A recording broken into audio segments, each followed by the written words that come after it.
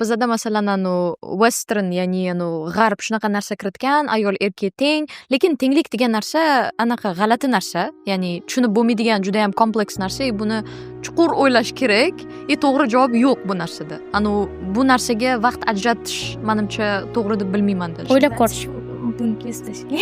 Yo'q, kesilish shart emas. Kesilish shart emas. Hozir real conversation bo'lyapti. Shuning uchun bu yaxshi narsa. Prosta aytmoqchi bo'lganimiz, masalan, tenglik deganda ko'pchilik masalan 200 kiloni bitta erkak kishi ko'tara olsa, ayol kishi ham shunday ko'tarish kerak deydi antifeministlardan.